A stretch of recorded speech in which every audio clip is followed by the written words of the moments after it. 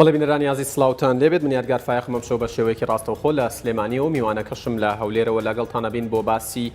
ڕۆژ مەبەستمە لە باسی ڕۆژی ئەم جارەمان قسە لەسەر کۆمەڵێک باس و خواست بکەین و شەن و کەویان بکەین لەگەڵ میوانەکەم کە بەڕێز کاک ئارێز عەبدوڵڵایە سەرۆکی فراکسیۆنی یەکێتی نیشتیمانی کوردستان لە پەرلەمانی عێراق و ئەندامی سەرکردایەتی یەکێتی نیشتیمانی کوردستان لە هەولێرەوە لەگەڵمایە مەبەستمە لەسەر ئەوە قسە بکەین کە هەنگاوەکانی حکوومەتی عێراقی تا چەندە هەنگاوی دەستورین ئایا پێشوازی حکوومەتی هەرێمی کوردستان لەوەی کە هەر بڵین بژاردەی سەربازی بە یەکێک لە بژاردەکان نازان و داوای گفتوگۆکەن لە ژێر چەتری دەستووری عێراقی واروها بۆ نمونە زۆر کەس باس لەوە کات شارەزایەکی سەربازی ئاماژە بەوادا کە حکوومەتی عێراقی ناوەستێت تا حکوومەتی هەرێمی کوردستان بە تەواوەتی تەجرید و ڕوود نەکاتەوە لە هەموو پایەکانی خۆی بەتایبەت پایە ئابوووریەکانی و پایەی پەیوەندیەکانی دەرەوەی حکوومەتی هەرێمی کوردستان چۆن بەربەمە بگیرێ و بەنسبەت بودجەی 2018 عێراقەوە کە بە شێوەیەک لە شێوەکان تێپەڕێنراوە نوێنەرانی کورد لە پەرلەمانی عێراق توانن لێرە بە دوچی بکەن هیچ شتێک ماوە بتوانن بیکەن و کەمکردنەوەی بڵین ئەو ڕێژەیە لە 7 بۆ 12 تا چەندە مەترسیە بۆ سەرداهاتووی هەرێمی کوردستان ئەوە تا ئەمڕۆ سەرۆکی حکوومەتی هەرێمی کوردستان کاک نێچیرەڤان بارزانی ئاماژەی بەوەدا کە ئەگەر ئەوان 70% بودجە بنێرن ئەوە هەرێمی کوردستان ئامادەیە تەواوی بڵین داهاتەکانی یاخود نەوتی کوردستان ئەوەی ئەچێتە دەرەوە ڕادەست بکاتەوە ئایا هەنگاوە چەند گرنگە و مەبەستیش مەقسە لەسەرەوە بکەین کە ئایا هەوڵێک هەیە لە بەغدا بۆ هەموارکردنەوەی دەستووری عێراقی بۆی لە ڕێگەی ئەوەوە لە هەرێمی کوردستان بدەن و هەرێمی کوردستان لە هەرێمێکەوە هەڵوەشێنەوە بیکەن بە چەند پارێزگای یاخود یەکەی ئیداری سەر بە حکوومەتی عێراقی کە کاک ئارێز عەبدوڵڵا لە نووسینێکی خۆشیە ئاماژەی پێدا بوو من زیاتر ناڵێم کاک ئارێز عەبدوڵڵا سەرۆکی فراکسیۆنی یەکێتی نیشتیمانی کوردستان لە پارلەمانی عێراق سڵاوت لێبێ و سوپاس بۆم دەرفەتە ئەمەوە بەو پرسیارە دەست پێ بکەم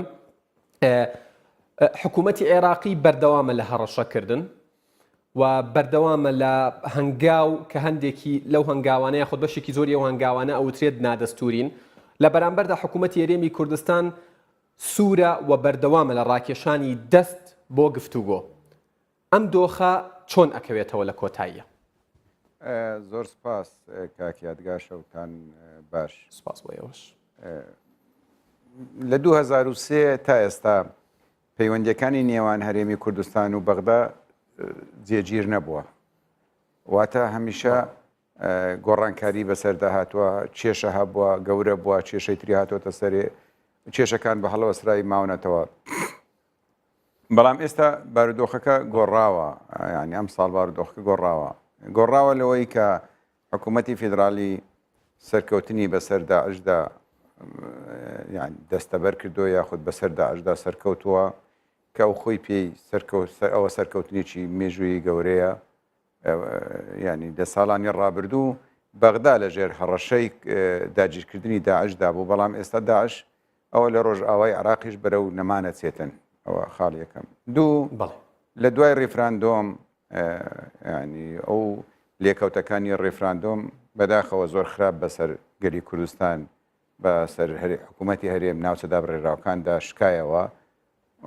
حکوومەتی عێراق تا ئێستا ئەوەی من ئەیبینم لە جیاتی ئەوەی سەرکەوتنی لە بەسەر داعش و لە جیاتی ئەوەی ئەو گۆڕانکاریانەی دوای ڕێفراندۆم بوونە بە دەرفەت بزانێ بۆ ئەوەی گفتوگویەکی نەرم لەگەڵ حکوومەتی هەرێم دەست پێ بکە و بێ باس لە چارەسەرکردنی کێشەکان بکە بەداخەوە بە سەرڕۆیەکی زۆر سەیری بابەتەکانەکە و ئەوێ بە هێز بە زەبری هێز بۆ چوونەکانی خۆی یا سیاسەتەکانی خۆی بسەپێنێ ئەوە کاک یادگار ئەگەر ئێمە باس بکەین ئەوە هەر ئەوەش نیە پەیوەندی بە عێراقیشەوە بێ بەڕاستی بەناوخۆیەوە بێ دوای ئەوەی بینی ینی کۆمەڵگەی نێودەوڵەتی لە ئاستی ئەو هێڕشانەی کرا سەر کەرکووک خانەقین دەشتی نەیناوە بێدەنگ بوون دوای ئەوەی بینی کۆمەڵگەی نێودەوڵەتی بە گشتی دژی ڕێفراندۆم بوون دوای ڕێفراندۆم کرا یعنی ئەوان حکوومەتی هەرێمی کوردستان و گەلی کوردستان ئێستا بە بێهێزە بینن ئەو بێهێزیە ئەگەر ئەوان بیانێ ئەو بێهێزیە بقۆزنەوە بۆ جێبەجێکردنی دەستور ئێمە بەکارێکی باشی زانین چکە ئێمە لە چوارچێوەی عێراق داینە و جێبەجێکردنی دەستور هیچ زیانێکی بۆ گەلی کوردستان تێدانیە بە پێچەوانە لە بەرژۆنی هەموو گەلانی عێراقا بەڵام تا ئێستا بەو شێوەیە و بەداخەوە یعنی هەڕەشەکان و گوڕەشەکانی هەر بە ئاراستەی چاوسورکردنەوە و قوڵکردنەوەی کێشەکانە تا ئێستا جارجار باسی دەستورەکەن بەڵام خۆ دەستور بە بێگفتوگۆ جێبەجێ ناکرێت خۆ ڕێککەوتن لەسەر بەندەکانی دەستور بە بێگفتوگۆ ناکرێت ئەوان کە باسی گفتوگۆشەکەن باسی مەرزدا دەرێن بۆ گفتوگۆ یان تۆ نابێت لە کاتی گفتوگۆ ئەکرێ لەسەر خاڵێک ڕێکەوی و لەسەر خاڵێک ڕێک نەکەی بەڵام مەرزی پێشوەختە خۆی نەبوونی نیەتە بۆ چارەسەرکردنی گرفتەکان. بەڵێ کاگارێز ئەوترێت حکوومەتی عێراقی بە شێوەیەک لە شێوەکان لە بیانوو بووە و ڕیفراندەمیش بە شێوەیەک لە شێوەکان ئەو بیانوەی پێداون ئەو خەڵاتەی پێبەخشیون بۆ ئەوەی بتوانن چیان بوێ بەرامبەر بە هەرێمی کوردستان بیکەن و قسە لەسەر ئەوەکرێت کە وەکو خۆشت ئاماژت پێدا لەبەرەوەی کۆمەلگەی نێودەوڵەتی بە شێوەیەک لە شێوەکان پشتی عێراقێکی یەکگرتووی گرت و پشتی کردە هەرێمی کوردستان و لەبەر ئەوەی بە شێوەیەک لە شێوەکان هەڵوێستی عێراق ئێستا بڵین زاڵە بەسەر حکوومەتی هەرێمی کوردستانە بۆیە ئەوەی بێوێ ئەیکات قسەکەی من ئەوەیە حکوومەتی هەرێمی کوردستان و پارتە سیاسیەکان بە چ ڕێگەیە دەتوانن ڕێگە لەم هەنگاوە نادەستوریانە بگرن یەکەم ئەوان لە بیانۆبوونا من خۆم جێم لە سیاست مەدارێکی عراقی بوو ئەیگوت ڕیفراندۆم باشترین دیاری خۆیە بۆ عێراق بۆی لەوێەوە ینی بتوان سیاستەکانی عراقی یەکگرتوویەک خۆی باسەکەن جێبەجێ بکەن ئەوە هەیە ئەو ڕاستیە بەڵام ئەبێ لە بیری نەکەین یعنی ئەگەر ڕیفراندۆم پێشی ڕیفراندۆم بێگومان بۆ نمونە عێراق ینی ئامادە نەبوو مادەی 130 جێبەجێ بکە عێراق ساڵانە حکوومەتی فیدرالی لەسەر بودجە قڕە و کێشەی بوو لەگەڵ لەسەر دەرکردنی یاسای نەوت کە کێشەی نەوتێکێکە لە کێشە هەڵواسراوەکان ئامادە نەبوو ڕێککەوتن بکە یعنی ئەو شتانە هەبووە بەڵام خۆ عێراق و عێراقیەکان و کۆمەڵگەی نێودەوڵەتی و ئەمریکا هەموو ئاگاداری ئێمەیان کردووە ئەو بیانۆ مەدەنە دەست عێراق من خۆم لەگەڵ سیاست مەدارەکانی عێراق لەگەڵ سەرکردەکانی حەشدی شاوی لە پێش ڕیفراندۆم دانیشتوم زۆر باشکرا بە ئێمەیان گوت ئەگەر ڕیفراندۆم بکەن ئێمە ناوچە جێناکۆکان ئەگرینەوە و هیچ مەجالیتیان نییە یعنی ئاگاداریان کردینەوە بەڕاستی لە پێش ڕیفراندۆم دەرفەتی ڕێککەوتن و دەرفەتی زۆر هەبوو بەداخەوە بە ڕیفراندۆم لە دەستماندا من نامەوێت زۆر لەسەر ئەو بابەتە گفتوگۆ بکەین بۆچی بەڵام بە دڵنیاییەوە ڕیفراندۆم بووە بیانوویەکی باش بەدەستی ئەوانەوە بۆ جێبەجێکردنی بەرنامەکانیشان وەکو باسم کرد جێبەجێ نەکردنی مادەی 140 خۆ دیارە ینی جێبەجێ ناکەن اینجا ئەمینێتۆ سەر ئەوەی ئێستا چ بکرێ باشە من پێم باشە کە حکوومەتی هەرێمی کوردستان هەمیشە باسی دیالۆگ و جێبەجێکردنی دەستورەکە و کارێکی باشی کردو ئەمڕۆژ کە تاکیدی کردوتەوە و تانەت ئەمریکا و ئەو وڵاتانش کە کاریگەریان لەسەر عێراقیە داوا ئەکەن کە پێویستە گفتوگۆ بکرێ من ومێد دەکەم لە ئێستا تا چواردەی مانگ تا پەرلەمان دانیشیتەوە بۆ پەسەندکردنی بودجە دیالۆگ دەست پێ بکات بۆ بە تایبەتی بۆ ئێستا لەسەر بودجە کە یاسای بودجە بەشەیەک پەسەند بکرێت کە کاگارێز بەر لەوەی بچینە سەر گفتوگۆکەمان سەبارەت بە بودجە یعنی زۆر جار باس لەوە ئەکرێت من یعنی بەرپرسانی کەرکووکم میوانداری کردووە بەرپرسانی خورماتوم میوانداری کردووە لە دەرەوەی بەرنامە لەگەڵ خانەقینیەکان قسەم کردووە ئاماژە بەوادن ئەڵێن پێشتر باسی ڕفراندەم هەر لە ئارادا نەبووە حکوومەتی هەرێمی کوردستان و هاوڵاتیانی هەرێمی کوردستان و تەنانەت بەرپرسە باڵەکانی کوردستانیش خۆیان بە عێراقی عیارە 24 زانیوە مالکی بۆ نمونە لەشکر کێشی کردووە بۆ نمونە ئەوەی پێی وترا دیجلەت چەندین پێشێلکاری کرد ئایا ئێستا ئێمە ئەگەر مامەڵە لەگەڵ دۆخی ئێستایە بکەین ئەمە پاساوهێنانەوە نییە بۆ عێراق کە بڵین ڕیفراندەمی کردووە چونکەوە حکوومەتی هەرێمی کوردستان لە ڕیفراندۆمیش ئەنجامی ڕیفراندۆمان سڕ کردووە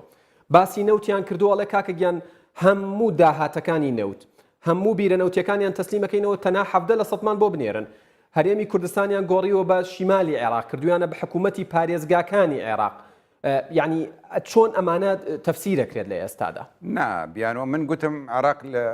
بە دوای بیانەوە بۆ بەڵێ بە دوای بیانەوە بووە و پاسا ڕیفراندۆم گەورەترین پاسا بوو یا بیانوو بوو کەوتە دەستی بۆ جێبەجێکردنی من خۆم گوتم ئەو بابەتەم گوت و پێشتر گوتومە ینی خۆم لەوەی ئێستا پێش تۆ ڕەخنەم گرت لەوەی کە عێراق وا بووە بەڵام پێش ڕیفراندۆم بەهێزتر سەیری هەرێمی کوردستانەکرا پێش ڕیفراندۆم عێراقیەکان پێیان وا بوو ئەمریکا و ڕۆژئاوا پشتیوانی و پشتگیریەکی زۆر گەورەی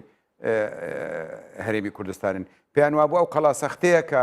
بە ئاسانی دەستی لێ نادرێت ئەگەر ببینین کە باسی ڕیفراندۆم و سەربەخۆ یەکرا نەک هەر عێراق بەڵکو سووریا بەڵکو تورکیا بەڵکو ئێران هەمویان هاتن مەترسیان هەبوو بەڕاستی بەشێک لە وڵاتانەش پێیان وابوو ئەوە مەسەلەی ڕیفراندۆم مەسەلەیەکی ناوخۆی نییە اینجا ئەگەر پێمان وابێ عێراق ئەوەی کردووە مەسەلەی دەستووری پێشێل کردووە یاخود نیەتی بۆ بێگومان وایە گفتوگو کێشە هەبووە گوتم کێشە هەبووە بەڵام ئێمە پێمان وابێ ئێمە هەڵەمان نەکردووە لە پەیوەندیەکانمان لەگەڵ حکوومەتی عێراق ئێمە هەڵەمان نەکردووە لە پێشێلکردنی دەستور هەڵەیە کاک یادگار حکوومەتی هەرێمی کوردستانیش دەستوری پێشێل کردووە گەورەیان بچووک پێشێلی کردووە تۆ باسی نەوتەکەی بۆ نمونە لە تەسلیم نەکردنەوەی خاڵە گومرجەکان خاڵە سنووریەکان گومرگ بەپێی دەستور ئەبێ داهاتەکەی بگەڕێتەوە حکوومەتی فیدرال چەند ساڵە ئەو داهاتە نەگەڕاوەتەوە تەنانەت لە ناوخۆشمان لە داهاتەکانی خاڵە گومرجەکان بە گومان بووینەوە کێشەش هەبووە لەسەر خاڵە گومرجەکان وشتی تریش من نامێ ئێستا باسی ئەو بکەم هەبووە یعنی حکوومەتی هەرێمی کوردستان پابەند نەبووە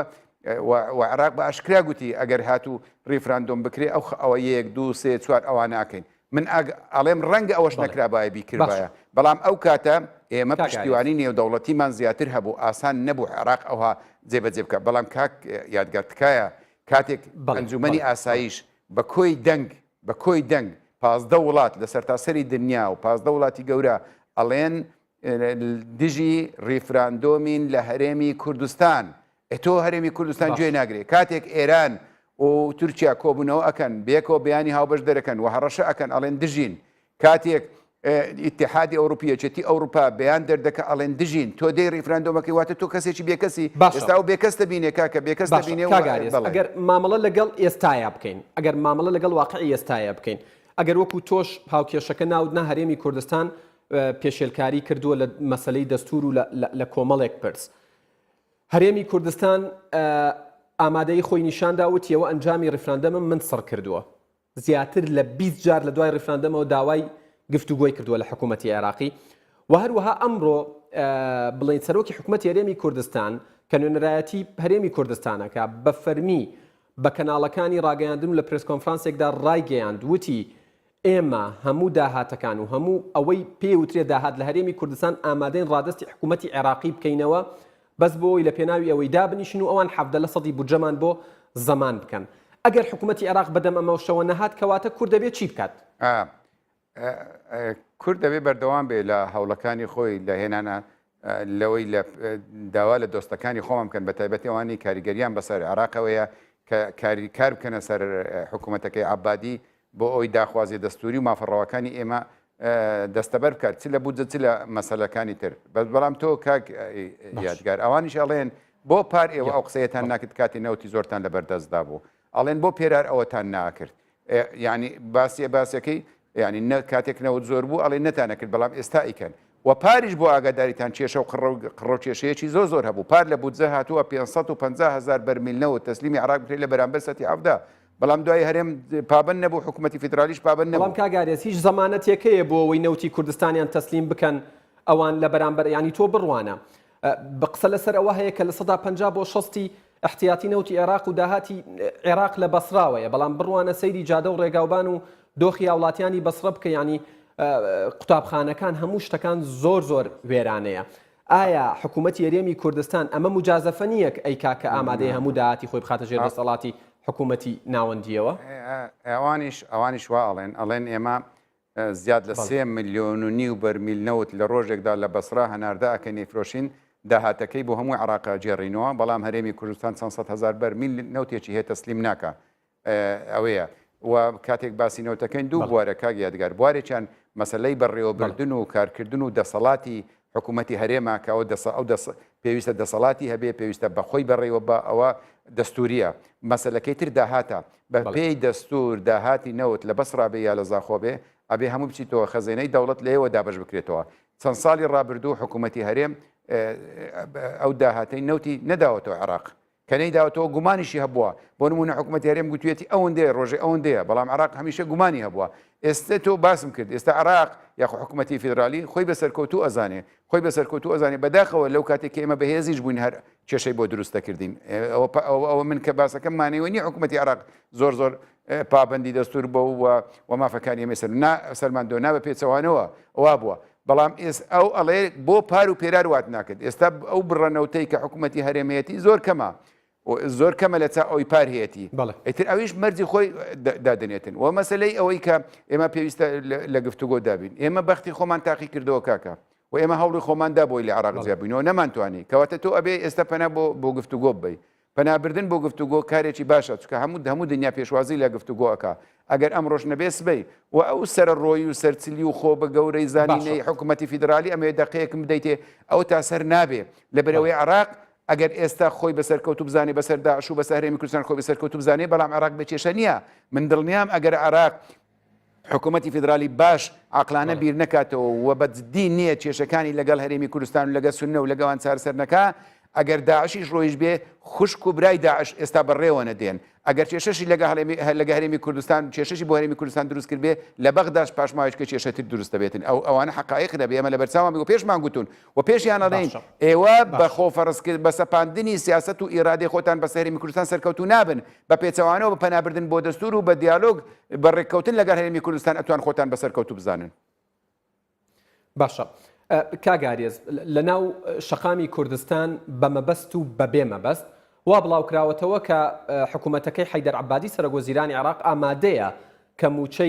موچەخۆرانی هەرێمی کوردستان دابین بکات ئایا ئەمە لەسەر ئەرزی واقعیش وایە یعنی حکوومەتی عێراقی لە ڕووی مادیەوە لە ڕووی ئابووریەوە دۆخی هێندە باشە کە بتوانێت ئەمە بکایان بۆ دروستکردنی دووبەرەکیە لە نێوان حکوومەتی هەرێمی کوردستان لەگەڵ پارتە سیاسیەکان و لەگەڵ هاوڵاتیانیش من 111 ملیار دلار قەرزارە حکوومەتی عێراقی من بە دڵنیاییەوە ئەڵێم ناتوانێ و ناشیکە ئەو بابەتە و بەداخەوە زۆر کەس زۆر سیاستمەدا زۆر کەسی تر ئەو تەبڵە لێدەن و یاخود بالۆری ئەوە لێدەن کە عەبادی بە تەمایە وابکە ڕەنگە حکوومەتی فیدرالی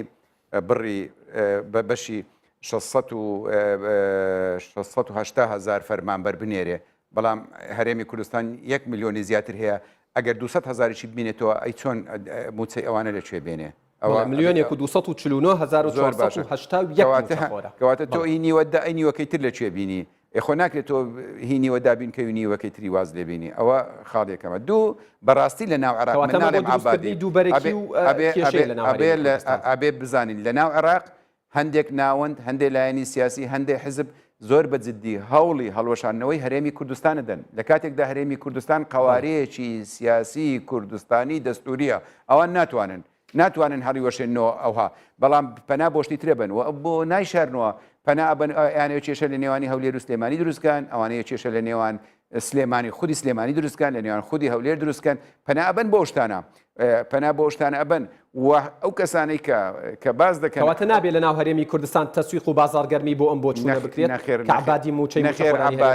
عەبادی و حکوومەتی فیدرالی ئەگەر نیەتیان پاکە ئەگەر نیەتیان باشە بێن بەپێی دەستور مافەکانی گەلی کوردستان بدەنە حکوومەتی هەرێمی کوردستان هەندێک جار ئەڵێن گومانمانێ ئەگەر گومانیشیان هەیە لەسەر زۆری خەرجکردنی بە چاودێری حکوومەتی فیدرالی یا چاودێری دارایی حکوومەتی فیدرالی یا پەرلەمانی ئەندامی پەرلەمانی وەکو پەرلەمانی عێراق بێن ئێمە چاودێری چۆنیەتی خەرجکردنی ئەوە بکەین و با بێن ئەوان خۆیان موچەی هەموو فەرمانبەرانی کوردستان بدەن ئێمە کێشەمان نییە بەڵام بە پێچەوانەوە ئەوە ینی هەوڵێک هەیە بۆ هەڵوەشاندنەوەی حکوومەتی هەرێمی کوردستان بۆیە من لێرەوە باس کرد گوتو کاگارێز بەنسبەت بودجەوە ینی بودجەی 2018 عێراق ئێوە وەکو نوێنەرانی کورد لە پەرلەمانی عێراق هیچتان پێ ئەکرێ لێرە بەدوایان لە دەستی ئێوە دەرچۆ شتەکە سەرەتا ئەمەی ئەو باسکەم ئێستا گفتوگۆ کە حکوومەتی هەرێم باسەکە زۆر باش هەموو لایەنە سیاسیەکانیش بەوانەی لە حکوومەتی هەرێمی کوردستان لە دەر حکوومەت باسی گفتوگۆکەنەوە کارێکی باشەوە و هەموو لایەنەکان هەریەکە لە ئاستی خۆی پێویستە هانی لایەنە عێراقیەکان بدایە خەو لە ڕێی پەیوەندی خۆی هەوڵ بدا کە ئەو گفتوگۆیە سەر بگری و بەردەوام بێ لە پێناوی بەرژەوەندی خەڵکی کوردستان بەڵام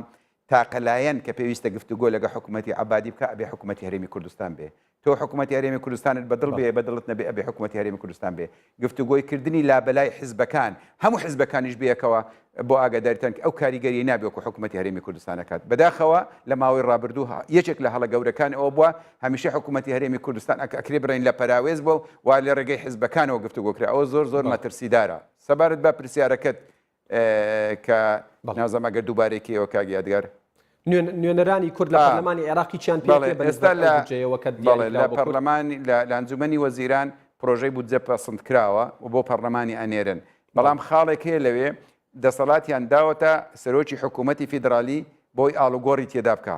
ئەو دەسەڵاتە لەو ماوەیە تا دێتە پەرلەمان واتە دەسەڵاتی بەڕێز عەبادیە کە ئاڵوگۆڕ تێ بکە ئەوەش باشە ئەو خاڵە باشە بۆی ئەگەر گفتوگۆ دەست پێ بکە لە نێوان حکوومەتی هەرێم و لەیان حکوومەتی فیدرالی بتوانن بیگۆڕن کە دێتە پەرلەمانی عێراق کە دێتە پەرلەمانی عێراق گۆڕین زۆر زەحمەتە بەڕاستی زەحمەتە لەبەرەوەی دابەشەکرێ داهاتەکەی دابەشەکرێ و لە خانەیەک شتێکە گوازیەوە بۆ خانەیەشتر لەوێ گوازیەوە بە خانەیەکی تر بەشی ئەوە ناکە کە کێشەکانی پێ چارەسەر بکرێت ئەوە خاڵ یەکەم دوو ئەبێ ڕاستیەکمان لە بەرچاو بێ یعنی ئێستا لە عێراق شتێک دروست بووە یعنی ئەوەی زۆرترین قسە دژی هەرێمی کوردستان بکە دژی گەلی کورد بکە لایەنی عێراقیەکان هەستەکەی ئەو بازاڕی گەرمترە بەداخەوە ئەو بۆچوونە لە شەقامی عێراقیشدا دروست بووە و ئێمە بەرەو هەڵبژار نەچین بەرەو هەڵبژاردننی ئەنجومەنی پارێزگا و پەرلەمانی عێراقی بەهاری ئایندا کە هەڵبژاردنەکان نەکرێ بۆیە هەر حیزبەکە ئەوێ لەو بوارە ئەسپی خۆی تاودا و لە ناو پەرلەمان ئیتر ڕەنگە قسە لەسەر کەمکردنەوە بکرێت ساڵی پار زۆر هەوڵدرا کە کەم بکرێتەوە پێرار زۆر هەوڵدا کە کەم بکرێتەوە بەڵام لەبەرەوەی داهاتی هەرێمی کوردستان پار و پێرار زیاتر بوو زۆر کێشە نەبوو پێوە دیار نەبوو بەڵام ئێستاش هەوڵە درێ لەبەرەوە بەڕاستی ئەگەر ڕێککەوتن نەکرێت ئەم مزایەدانەی لە ناو پەرلەمانی عێراقەیە و ئەم بانگەشەی پێشوەختی ئەم هەڵمەتی پێشوەختی هەڵبژاردنە ئەبێ بەڕێگر لەبارەی هەر بۆ چوونێکی جەنابتەوە جەنابتان ئەو کاتەی پارساڵ کە ئەو کاتی سەرۆکی لیژنەی نەوتوزە بوون لە پەرلەمانی عێراق بە ئاژانسی نینا عێراقی دراگەیاندبوو گەر هەرێم نەوتی هێنادەکراوی خۆی ڕادستی عێراق بکات حکوومەتی ئیتیحادی ئامادەیە موچە بنێرێت ئەم مزایەدانە ئەبێ بەڕێگر لە بەردەمان ئەم هەنگاوش کە حکوومەتی هەرێم ئامادەیە نەوتی خۆی ڕادست بکاتەوە کاگیادگار من نازام چی نووسرایە ئەوەی تۆ خوێنتەوە بەڵام من نەمگوتوە موچەنێرێ گوتتم ئامادەیە بەشی هەرێمی کوردستان بنێرێ ئەو ڕێژەیە کە بۆ هەرێمی کوردستان دیارکرێ لە ساڵانی ڕابردوو عەفدە بووە سەتی عەفدە بووە لەبەرەوە ئێمە سەرژمێریەکمان نییە ئێمە ئێستاش پێدا دەگرین لە سەتی عەفدە بێت تا سەرژمێریە کرێ کە سەرژمێری کرا خۆی ئێمە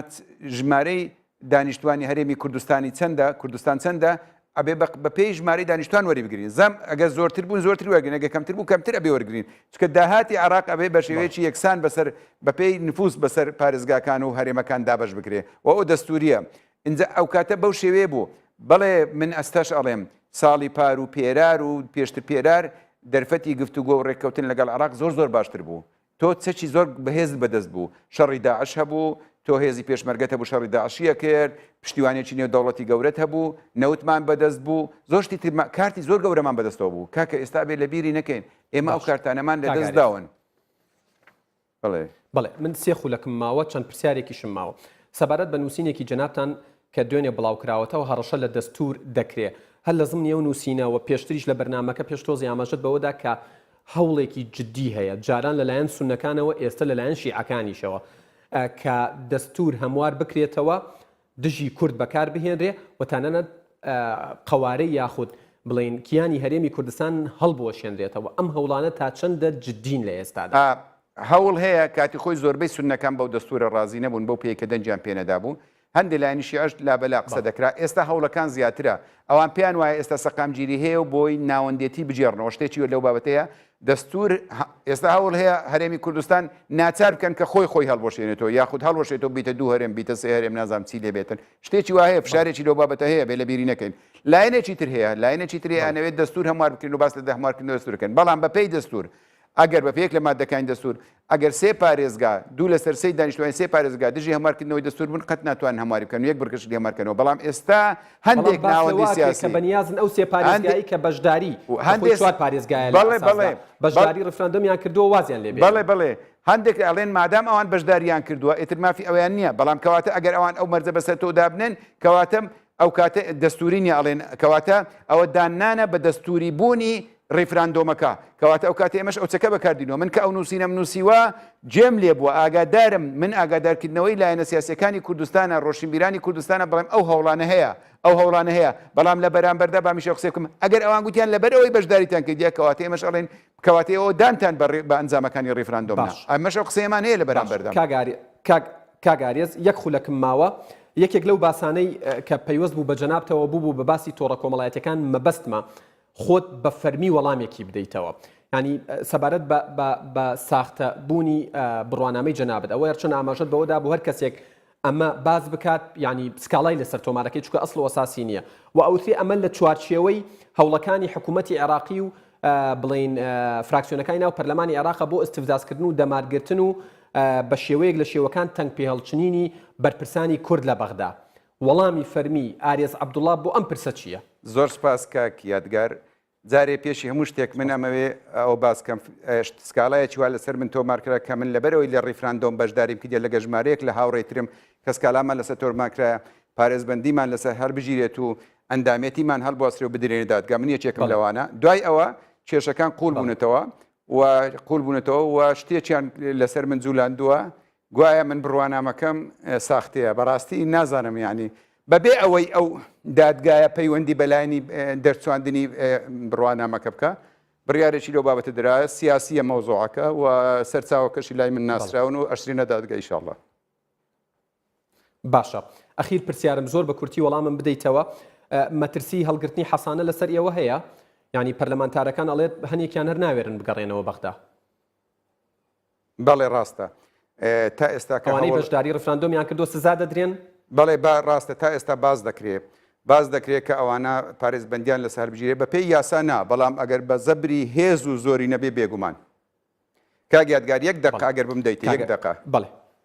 ئەگەر کەمتر لە 1 دقه لە 1 دقه سەبارەت بە بڕوانامەکەم هەر کەس گومانی هەیە لەسەر بڕوانامەکەی من یا پرسیار لە زانکۆی سەلاحەدین بکە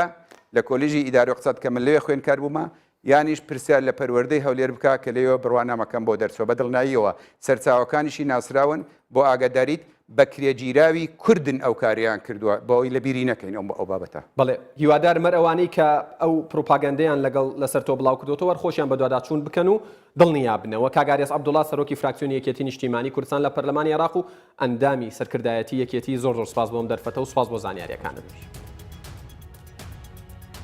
وڵای